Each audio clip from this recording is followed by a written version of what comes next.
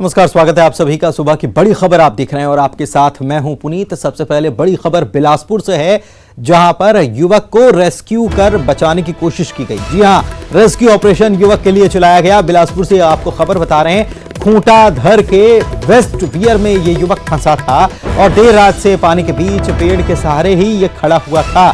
तस्वीरें जरा देख लीजिए, आपको अंदाजा हो जाएगा कि कैसे इस युवक की जान फंसी हुई थी और इसको निकालने के लिए काफी देर तक ये रेस्क्यू ऑपरेशन चलाया गया। युवक को एयरलिफ्ट किया गया। सेना के हेलीकॉप्टर से इसे एयरलिफ्ट करना पड़ा है। रायपुर से एयरलिफ्ट करने के लिए सेना का हेलीकॉप्टर आया था और तब जाकर इस युवक को बचाया जा सका, रेस्क्यू किया जा सका। ये तस्वीर आपको दिखा रहे हैं, एयरलिफ्ट करने की भी ये तस्वीर है और इसके पहले की भी तस्वीर हमने आपको दिखाई कि किस तरीके से, देखिए, ये युवक फंसा हुआ था। आप देख सकते हैं पेड़ को पकड़े खड़ा था और पानी का बहाव कितना ज्यादा है, इस बात से अंदाजा लगाया जा सकता है कि मौत बिल्कुल सामने खड़ी थी और ये युवक काफी देर तक मौत से लड़ता रहा। रात की तस्वीरें भी देख लीजिए, अंधेरे के वक्त की तस्वीरें भी देखिए कि कैसे ये युवक वहां पर फंसा हुआ था और ऐसे ही ये काफी देर तक, घंटों तक इसने ऐसे ही बिताया। मौत से इसका सामना हुआ, लेकिन जब इस बात की खबर की गई और तमाम तरीके से रेस्क्यू ऑपरेशन चलाया गया, कोशिश की गई कि इस युवक को वहां से निकाला जा सके।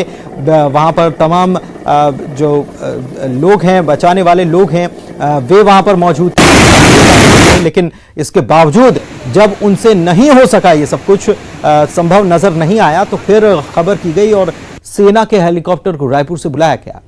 हेलीकॉप्टर आया और इसके बाद इस हेलीकॉप्टर से इस युवक को रेस्क्यू कर इसे बचा लिया गया। ये तस्वीर बता रही है कि कैसे जान फंस गई थी और कितने घंटों तक एक जान ऐसे ही बीच मझधार में और बड़े तेज बहाव में, कभी भी हाथ छूट सकता था, पैर फिसल सकता था, कुछ भी हो सकता था, लेकिन गनीमत रही। और कहते हैं कि ऊपर बचाने वाला काफी बड़ा होता है मारने वाले से। तो ये आप तस्वीर भी देख सकते हैं कि कैसे इस युवक की जान बच गई और सेना के हेलीकॉप्टर के पहुंचने के बाद इसे एयरलिफ्ट किया गया, तब जाकर इसे बचाया जा सका।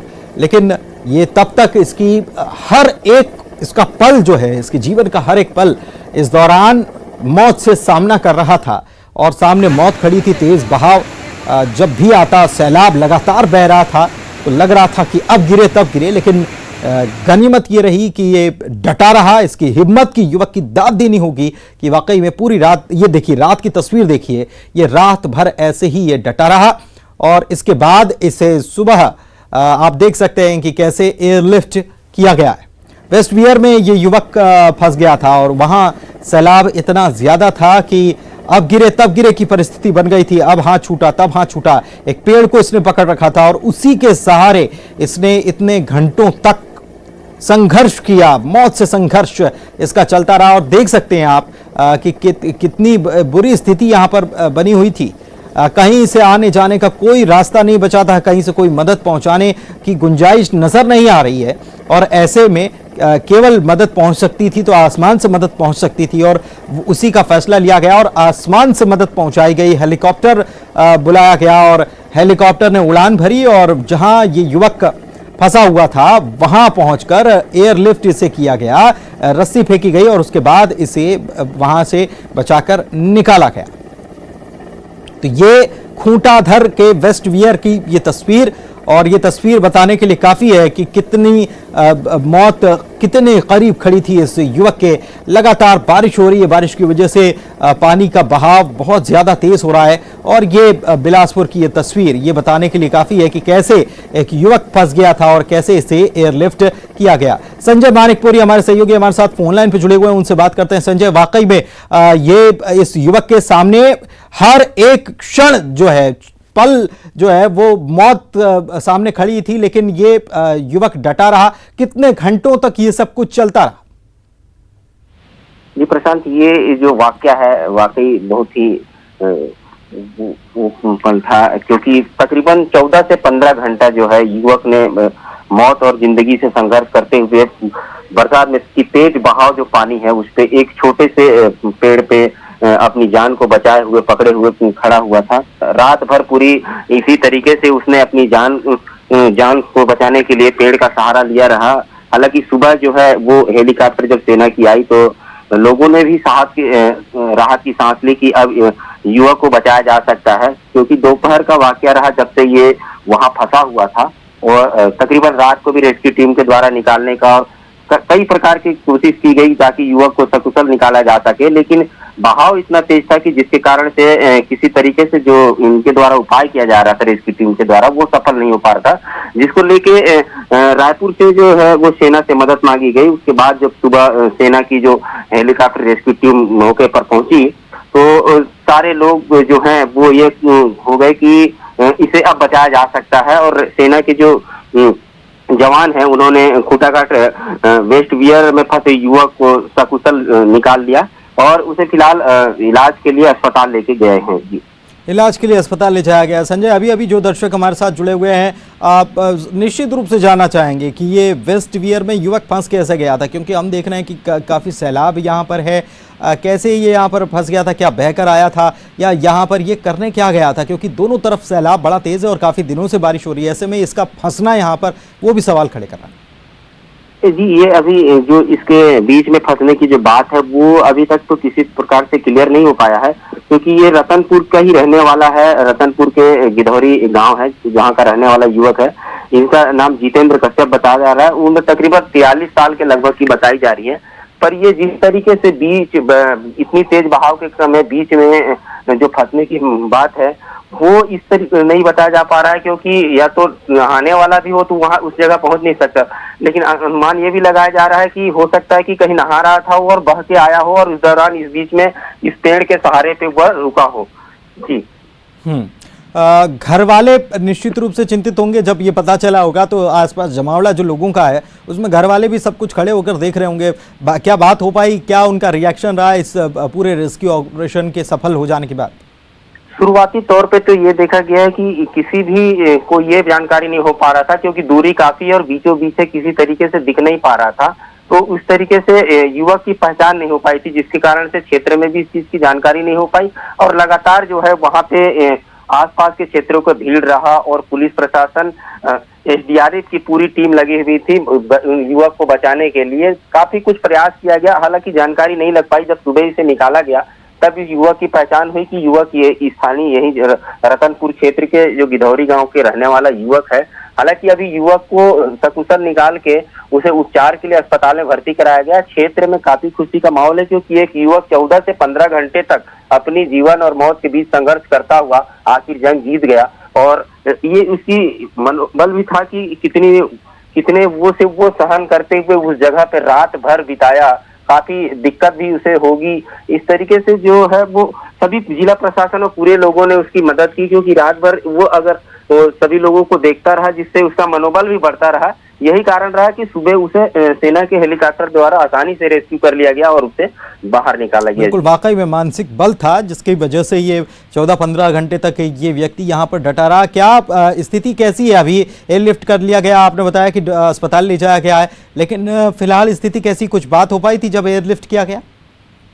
नहीं, जब इसे निकाला गया था तब देखा गया कि वो, हालांकि जो लगातार बारिश में रहने के कारण थोड़ी सी इसमें थी, लेकिन वो स्वस्थ तरीके से दिखा। लेकिन फिलहाल उसे लेके अस्पताल ले जाया गया है, जहां उसके उपचार के बाद ही बताया जा सकता है कि युवक कितने घंटे पानी में रहा, तो उसकी स्थिति क्या है। अभी इस तरह किसी प्रकार की कोई जानकारी नहीं आ पाई है। जी, और काफ़ी देर तक हम देख रहे हैं कि ये युवक ऐसे ही खड़ा हुआ था।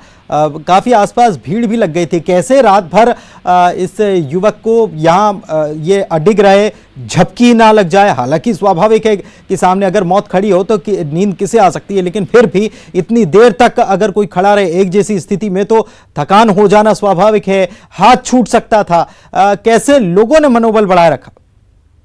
देखिए, ये जो है वो लोग जब थे, आसपास के लोग थे, जितनी रेस्क्यू की टीम थी, उन्होंने लगातार उनका मनोबल बढ़ाया। हालांकि ये था कि जिस तरीके से वहां बहाव था, तेज बहाव था, बीच में युवक जो फंसा हुआ था, कोई भी बचाने इसलिए नहीं जा पा रहा था क्योंकि पानी का जो बहाव था वो काफी तेज था और कई पत्थरों पे, जितने भी पत्थर वगैरह है उस पर काई जमा होता है, जिसके कारण पैर फिसलने का डर होता है। युवक को लगातार ये बोला जा रहा था, बताया जा रहा था, उसको लगातार लाइट की रोशनी दिखाई जा रही थी ताकि किसी तरीके से उसको कोई भी दिक्कत या परेशानी न हो, और उसे पकड़कर एक जगह स्थायी खड़े रहने के लिए बोला जा रहा था या फिर बैठ के जिस तरीके से उसे बचाया जा सकता था, सारे उपाय उसे समय समय पर बताए जा रहे थे ताकि अंधेरा का भी डर और कुछ बना ना रहे, जिसके चलते लाइट की फोकस दिखाकर उसे सतर्क किया जा रहा था और उसे मनोबल उसका लगातार बढ़ाया जा रहा था आम लोगों के द्वारा भी, प्रशासन के द्वारा भी, जिसका परिणाम रहा कि वो इतने घंटे तक वहां पे खड़ा रहकर अपने आप को सुरक्षित बचा सका और उसे आसानी से प्रशासन की जो टीम है, सेना की जो टीम है, उसने सकुशल बाहर निकाला। जी बिल्कुल सकुशल बाहर निकाल लिया। और ये तस्वीर, बिल्कुल संजय आप हमारे साथ बने रहिए, ये तस्वीर भी ये बता रही है कि कैसे शायद किसी व्यक्ति को हैरानी हो सकती है कि 15 घंटे 14-15 घंटे तक कोई व्यक्ति कैसे एक ही जगह पर खड़े रह सकता है। बारिश लगातार हो रही है, दोनों तरफ, हर तरफ जहां नजर डाल रहा है व्यक्ति, अगर हर तरफ पानी का सैलाब है और वो इतना तेज है कि कुछ भी नजर उसके अलावा न आ रहा हो, कहीं से अगर मदद नजर आ भी रही हो लेकिन मदद ना मिल पा रही हो, तो मनस्थिति क्या हो जाएगी, दिमाग की कैसी स्थिति हो जाएगी, क्या हालत हो जाएगी, ये समझा जा सकता है। और इस बीच ये व्यक्ति इतने घंटे तक पानी में ऐसे ही खड़ा रहा और ऊपर वाला भी चाहता था कि इस शख्स को बचाया जाए, तो हेलीकॉप्टर तुरंत पहुंचा और इसके बाद इसे एयरलिफ्ट किया गया। संजय हमारे साथ लगातार बने हुए हैं, उनसे बात करते हैं। संजय, आसपास जो लोग मौजूद थे, क्या उनसे बात हो पाई? उन्होंने इस रेस्क्यू ऑपरेशन के सफल होने पर क्या प्रतिक्रिया उनकी रही? जी, आसपास के लोगों का कहना था कि जो प्रशासन है, प्रशासन की टीम ने बहुत अच्छा सराहनीय काम किया है, क्योंकि वो जब से इनको जानकारी मिली तब से मौके पर लगे रहे, युवक को बचाने के लिए काफी प्रयास किया, हर तरीके से जो उनके से हो सकता था कोशिश की गई। हालांकि तेज बहाव के कारण जो है वो सफलता नहीं मिल पाई, लेकिन उन्होंने भी इससे हार नहीं माना, युवक को हमेशा जागरूक करते रहे और सुबह होने पर टीम के द्वारा जो है वो सेना से मदद मांगी गई, जिसके चलते ये हुआ कि युवक को आसानी से निकाल लिया गया और सकुशल उसे अभी अस्पताल में भर्ती कराया गया है उपचार के लिए। इसको लेकर उन्होंने यही जताया कि जो टीम है, रेस्क्यू टीम जो है, बाढ़ आपदा को लेकर कितने जागरूक हैं और कितने सजग हैं, जो लोगों को इस तरीके से फंसे हुए होने के बाद वो पहुंचकर मौके पर सकुशल बाहर निकाल रहे हैं, जिसके लिए उन्होंने सभी को धन्यवाद दिया है। सभी को धन्यवाद दिया। लेकिन ये आपसे जानना चाहेंगे संजय, आपने ये तस्वीर भेजी है और वाकई में ये किसी भी व्यक्ति के लिए सेहरा देने के लिए भी काफ़ी है। कोई भी व्यक्ति अगर ज़रा सा भी एहसास कर ले कि अगर हर तरफ पानी और अंधेरा हो, जो कि हम दोनों तस्वीर दिखा रहे हैं, कैसे एयरलिफ्ट किया गया ये भी दिखा रहे हैं और साथ ही में ये भी दिखा रहे हैं कि कैसे अंधेरे में केवल एक रोशनी डाली जा रही है और ये व्यक्ति उस पेड़ को पकड़ के खड़ा हुआ है और 14 घंटे तक डटा हुआ है। वाकई में ये हैरान कर देने वाली तस्वीर है। इस बीच जो रेस्क्यू चलाया गया, 14 घंटे तक जो रेस्क्यू किया जा रहा था, ये आपसे जानना चाहेंगे किस प्रकार से बचाने की कोशिश की गई, क्या क्या क्या उपाय किए गए थे, जो हालांकि नाकाम हो गए, लेकिन उपाय कौन कौन से किए गए थे? कब खबर लगी थी कि ये युवक यहाँ पर फंस गया? किसने सबसे पहले देखा था? दरअसल जहां वहां पे आए हुए कुछ लोग थे, स्थानीय लोग, बाहर से आपको रोकना चाहेंगे। एसडीएम कोटा के जो है आनंद रूप तिवारी साहब, वो हमारे साथ जुड़े हुए हैं। तिवारी साहब, आपका स्वागत है। और वाकई में आपकी तरफ से जो काम किया गया है इस युवक को रेस्क्यू करने का, वो वाकई में बहुत सराहनीय ये कार्य है। कैसे इसे रेस्क्यू किया गया, कैसे इसका मनोबल आप लोगों ने बनाए रखा? 14 घंटे तक बीच मझधार में ये व्यक्ति फंसा हुआ था और इसने आखिरकार मौत से जो जंग लड़ रहा था वो जंग जीत ली और जिंदगी इसने पाई। कल शाम को 6:30 बजे हम लोग को खबर लगी कि वहां पे एक व्यक्ति कूद गया है खोटा घाट में डैम में। तो मैंने कलेक्टर साहब को बताया, कलेक्टर साहब ने बोला तुरंत जाइए आप वहां देखिए। तो मैं तहसीलदार के साथ और एसडीओपी और एसपी साहब सब लोग गए। तो बहुत हमने प्रयत्न किया, लेकिन उसको हम लोग निकाल नहीं पा रहे थे, क्योंकि वो ऐसी जगह में फंसा हुआ था कि चारों तरफ से बहुत पानी का बहाव था वहां पर। फिर मैंने कलेक्टर साहब को बताया कि सर हम लोग इसको बचा नहीं पा रहे हैं। तो कलेक्टर साहब तुरंत एक्टिव हुए और सर वहाँ रायपुर में हेलीकॉप्टर के लिए बात की और मुझे बोला कि हेलीकॉप्टर आनंद आ जाएगा, सुबह तुम लोग रात भर अच्छे से हौसला अफजाई करो उसका। तो हम लोगों ने टार्च वगैरह, लाइट वगैरह जलाई और रात माइक से हम लोग बोलते रहे कि आप घबराए नहीं, हेलीकॉप्टर सुबह आ जाएगा, आपको बचा लेगा। तो वो व्यक्ति बहुत अच्छे से जमा रहा। उसको सब लोग जितने भी लोग वहाँ पे, सब लोग उसका हौसला अफजाई किए, बोले घबराओ मत आप। हेलो, ये भी आपसे जानना चाहेंगे कि ये क्या व्यक्ति कूद गया था या फिर ये एक्सीडेंटली वहां पर फंस गया था? नहीं, वो कूदा था, और किस कारण से कूदा था ये अभी तक पता नहीं चल पाया है। उसका नाम भी नहीं पता है अभी तक तो।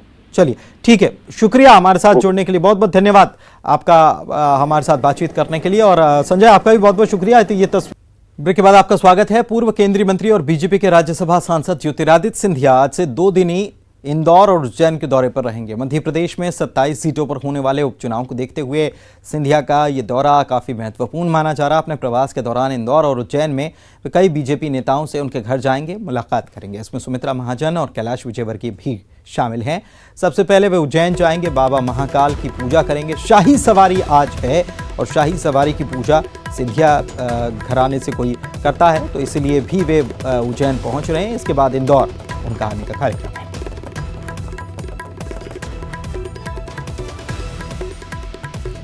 और विकास हमारे सहयोगी हमारे साथ जुड़े इंदौर से, उनका रुख कर लेते हैं। विकास, इंदौर आने वाले हैं सिंधिया और काफ़ी महत्वपूर्ण उनका ये दौरा माना जा रहा है। हॉट सीट अगर बात की जाए तो वो सांवेर सीट है जहां चुनाव होना है। तुलसी सिलावट मैदान में है और वहां चुनाव प्रभारी मेंदोला को बनाया गया, लेकिन मेंदोला सिंधिया से दूरी बनाए हुए हैं। क्या इसके पीछे वजह है और कितना महत्वपूर्ण ये दौरा सिंधिया का माना जा रहा है?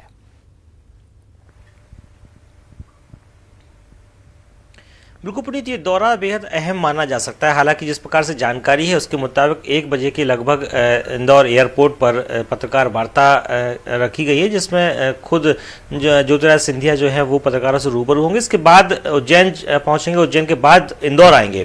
पहले ये जो इंदौर में उनकी जो फहरिस्त थी वो कई लोग बीजेपी नेताओं से मिलने की थी और बाकायदा उनके घर जाकर उनसे मुलाकात करने की का प्लान उनका आया था, लेकिन उस प्लान में तब्दीली की गई और कल जो प्लान जारी हुआ उसके मुताबिक बीजेपी के जो दफ्तर है वहां पर वो बीजेपी के तमाम नेताओं से के साथ बैठक करेंगे और उसके बाद जो है वो कैलाश विजयवर्गीय और सुमित्रा महाजन के घर जाकर उनसे सौजन्य भेंट करेंगे। लेकिन ये जो जिस प्रकार से जो उनका प्लान में तब्दीली की गई उसके मुताबिक अगर देखा जाए तो ये उसको छोटा कर दिया गया। ये फहरिस्त पहले लंबी थी, कई नेताओं के घर जाकर उनसे सौजन्य भेंट करने की योजना थी, लेकिन उन सबको सीमित करते हुए भाजपा दफ्तर पर इन सभी को बुलाया गया है, वहां बैठक में वो सभी हिस्सा लेंगे। तो कुल मिला के कहीं ना कहीं सांवेर को साधने की जो कवायद है वो शुरू होगी और उसमें किसी प्रकार से कोई छूट ना जाए उसको खास ख्याल में रखते हुए ये प्लान तैयार किया गया है। हालांकि इसके बाद इंदौर में ही उनका रात्रि विश्राम होगा और सुबह वो इंदौर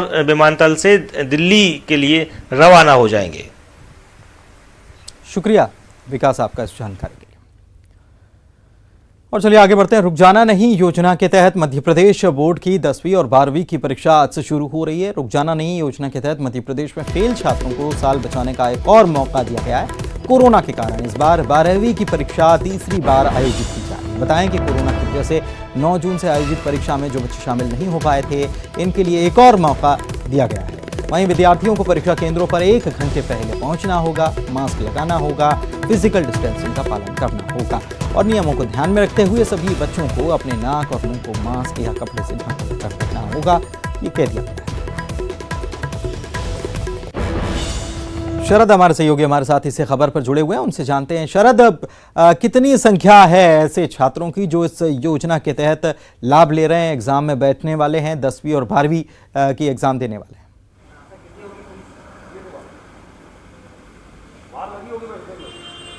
बिल्कुल, देखिए ये परीक्षा ऐसे बच्चों के लिए आयोजित की जा रही है जो 10वीं और 12वीं की परीक्षा में किसी वजह से पास नहीं हो पाए थे और ये बताया जा रहा है कि टोटल जो संख्या है 10वीं और 12वीं छात्रों की करीब 1.5 लाख के आसपास है। आज करीब 250 और 300 के आसपास जो छात्र हैं वो परीक्षा दे रहे हैं। हमारे साथ इस वक्त सुधाकर पाराशर जी मौजूद हैं जो एक्सीलेंस स्कूल के प्रिंसिपल हैं। सर, आज परीक्षा आयोजित की गई है, कितने बच्चे आज आपके सेंटर पर परीक्षा दे रहे हैं और इस परीक्षा का मकसद क्या है? ये मध्य शासन की बहुत ही महत्वपूर्ण योजना है, रुक जाना नहीं। और जिस प्रकार से बच्चे जो हाई स्कूल और हायर सेकेंडरी में किसी कारणों से अनुत्तीर्ण हो जाते थे वो अवसाद की स्थिति में, मानसिक विकार की स्थिति में आते थे कि अब आगे मैं क्या करूं। उनके लिए स्वर्णिम अवसर है कि इस रुक जाना नहीं योजना है, इसमें आकर के अपना फॉर्म भर के और एक अवसर उनको मिलता है। और इसकी विशेषता ये है कि तत्काल परीक्षा हो जाने से इन बच्चों को इनका साल व्यर्थ नहीं जाता और आगे कॉलेज वगैरह में एडमिशन लेने में इनको सुविधा हो जाती है। तो मुझे लगता है कि ऐसे बच्चे जो हमारे किन्हीं कारणों से पिछड़ गए थे, उनके लिए स्वर्णिम अवसर है, और जिसके माध्यम से वो अपनी कॉलेज की पढ़ाई तुरंत 12वीं पास करके और कक्षा 11वीं 10वीं पास करके एडमिशन ले सकते हैं और उसके बाद अपना निरंतर जारी रख सकते हैं। ये है सुधाकर पाराशर जी, जो प्रिंसिपल हैं एक्सीलेंस स्कूल के, जो बता रहे हैं कि आखिरकार क्या मकसद है इस योजना का और ये जो परीक्षा आयोजित की जा रही है। तो उम्मीद की जानी चाहिए कि वो छात्र जो किसी वजह से पास नहीं हो पाए थे 10वीं और 12वीं की परीक्षा में, उन्हें एक और मौका दिया गया है। इसमें वो अपनी पूरी मेहनत लगाकर अपना कम से कम साल बचा लेंगे और अगली कक्षा में किसी कॉलेज में अगर उनको एडमिशन लेना है तो उनको एडमिशन मिल सकता है। बहुत बहुत शुक्रिया आपका इस